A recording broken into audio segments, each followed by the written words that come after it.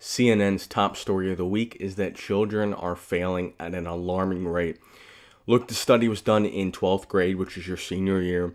About 50% of students are not proficient in English or math, and about 45% of students are not proficient in science. Now, first thing before I discuss this, what exactly that means, and I did read over their tests. They said, can you do the basics of English? Can you do the basics of math? What does that mean? Does that mean that can you do the basics to be a functional adult?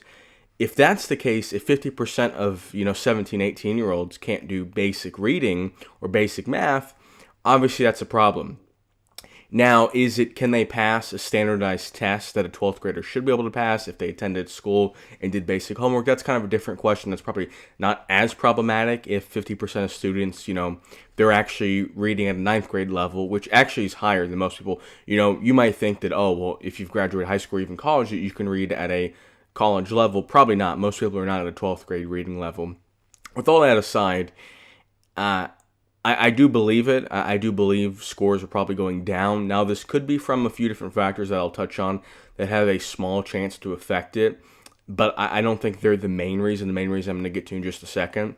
First thing I'd like to point out is, and the studies on this are a little murky, and they're mostly recent. This wasn't really a trend in the 60s, 70s, 80s. But people that are more educated and also, and this is separate, they're somewhat connected, more educated and higher IQ, but people that are more educated and people that also have a higher IQ are having less children on average than the middle and the lower. So the least educated people with the lowest IQs, also with the least amount of money, generally those things are somewhat correlated, are having more kids than the wealthy people, at least in the United States. I can't speak globally, but I assume the trend is somewhat, usually when people get more educated, they're less likely to have kids and they're more likely to want to be career-oriented and focus on making money, et cetera, et cetera. So, we take a pool of people and the future generations, as we get more and more populated, their, IQ is somewhat heritable. So, if your parents 100 and 105, I guess the average would be 102.5, and then obviously there's some wiggle room depending on socioeconomic factors. It's the same thing with height. Your parents are height, and if you're a boy, you add 2 or 3 inches, and if you're a girl, you subtract 2 or 3 inches from your parents' average. But that's obviously not exactly what you're going to be. There's a range of outcomes, and you're 15% likely to be that height, the average plus 2 or minus 2. And then you're 10% to be 1 inch above that, 10% to be 1 inch below that. It's the same thing with IQ. So if we have people that are, and this isn't an offensive term, just less intelligent, having kids, they're going to struggle in school. We're going to have a dumber average populace of people going to school. Now, I do think that could be potentially part of it that people aren't talking about just because it's messy.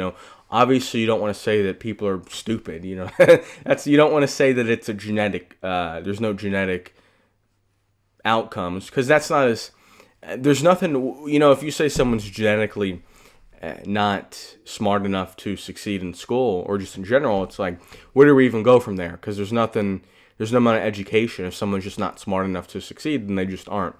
Now, something that I think is probably more likely, and I think more people would accept this explanation of it, is schools are underfunded.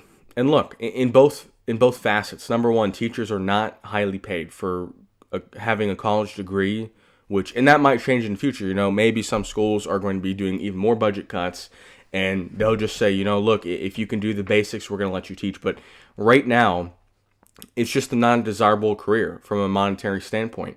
You're going to make, starting out after 4 years of college, you're going to make $45,000 a year, maybe $50,000. I mean, it's just not, especially having to go through a 4-year education to do that. You're probably, a lot of people who would be great teachers aren't going to want to do that. And that's just the reality. And then as well, we're going to have teacher shortages because there's not as much funding as there should be. The tax base is staying the same, and we're having more and more people go to the schools.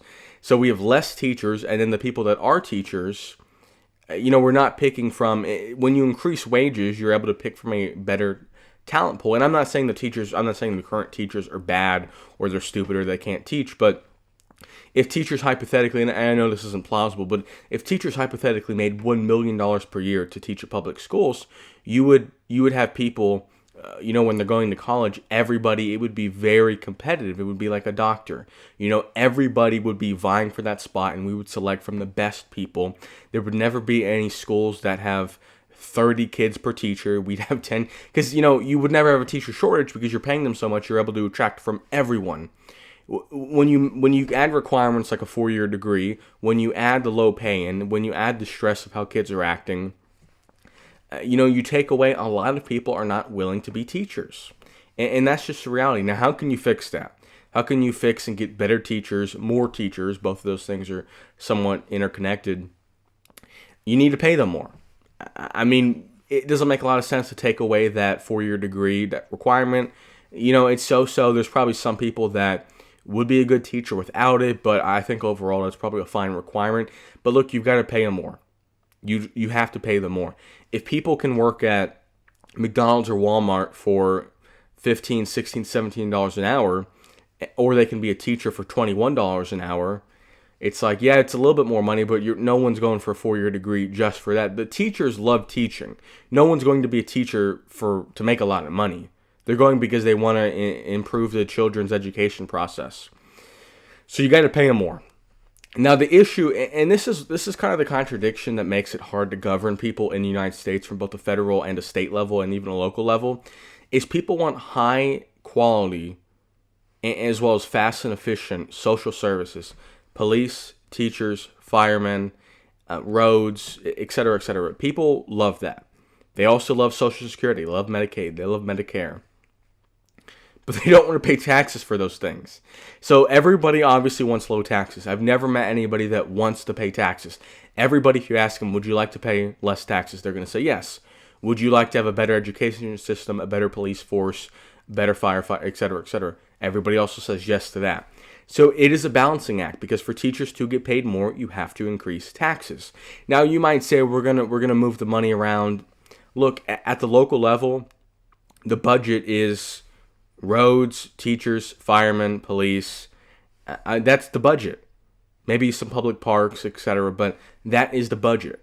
And I don't think it's realistic to double teacher salaries and cut the police department. I don't think it's realistic to cut the fire department. So, look, you just need a bigger pot of money to pull from. It needs to be a more important thing in society to get better teachers and to have more teachers. And that just, unfortunately, means that taxes have to go up. There really isn't a better way to do it. Some people really like school vouchers, private schools. It can work, but overall, it's probably going to hurt more people than it helps. Look, you're taking away money from these schools, and if you're not familiar with the voucher system, and I'm just going to ballpark a number here, but every kid that gets sent to school, between the bus, between sports, between food, if they get it at lunch for free, between teachers, between the building, etc., let's say every student costs $10,000 per year. You can get back that $10,000 and spend it at your own private school. Now, on its face, this does make sense, and you might be able to hand select what teachers you want, and that might improve your individual kid's education. But obviously, this is going to hurt lower income neighborhoods, and then it has a downward spiral effect, because the lower income neighborhoods, their schools get defunded, their schools close, then they have to consolidate, and you've got kids riding on a bus an hour and 15 minutes. You've got less teachers. You've got 40 kids per classroom.